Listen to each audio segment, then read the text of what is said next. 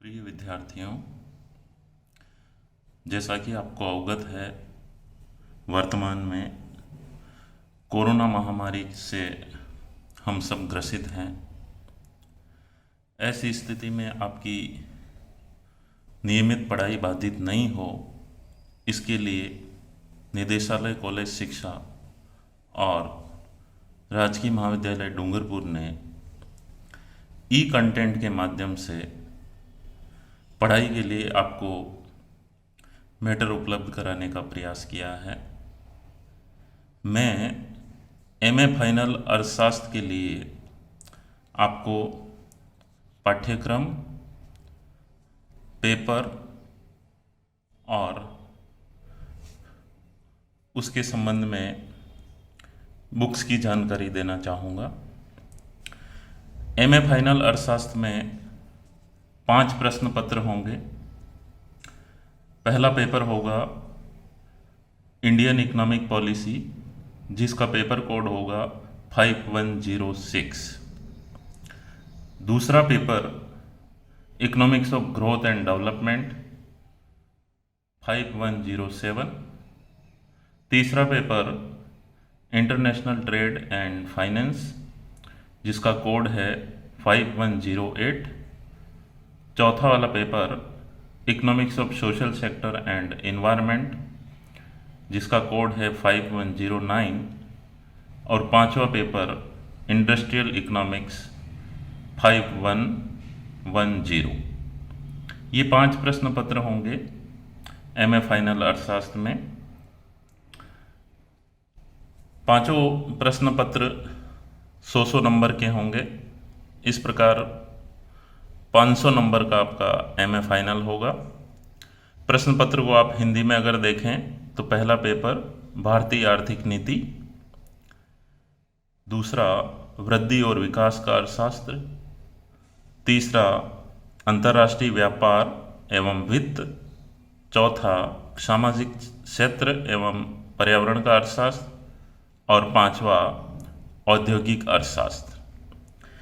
इसके पाठ्यक्रम पर देखें तो सबसे पहले जो पहला प्रश्न पत्र होगा इंडियन इकोनॉमिक पॉलिसी, जिसका कोड है 5106, भारतीय आर्थिक नीति।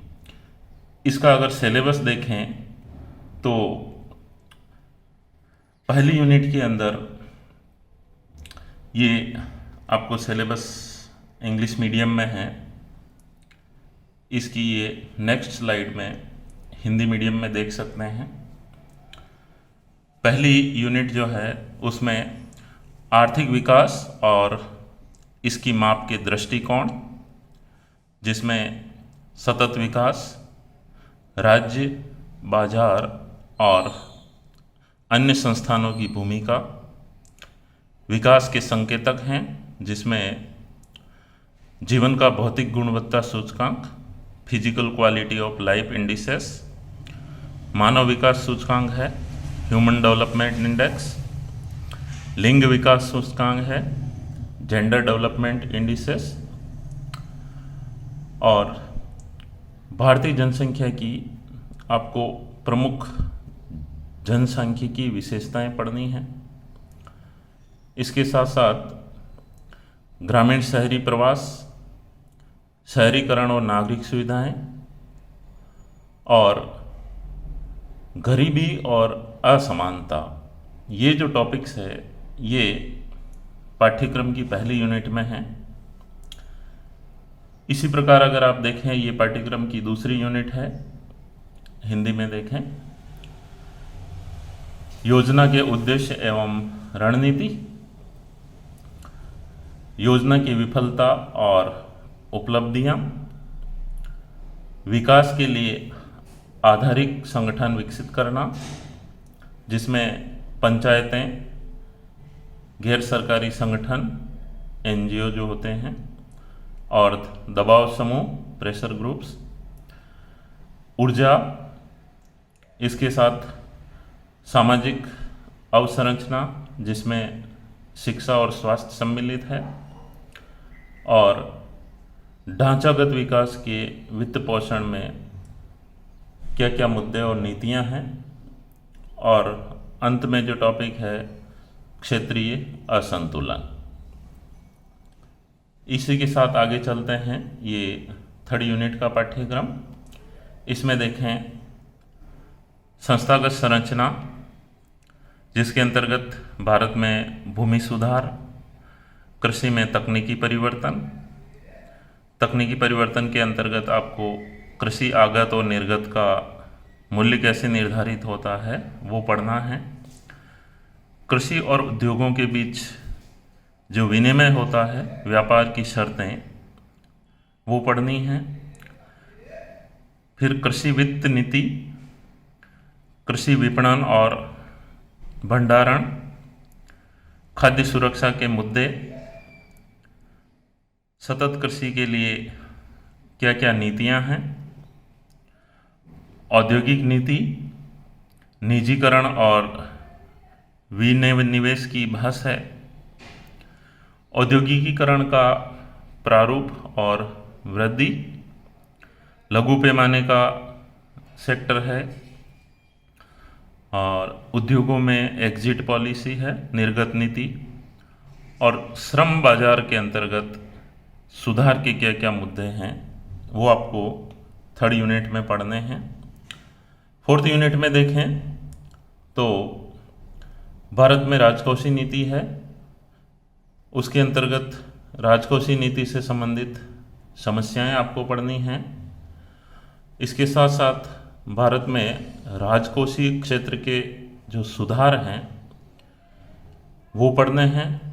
राजकोषीय के साथ साथ वित्तीय क्षेत्र के सुधार, भारतीय रिजर्व बैंक RBI जो है, रिजर्व बैंक ऑफ इंडिया, उसकी मौद्रिक नीति की समीक्षा पढ़नी है।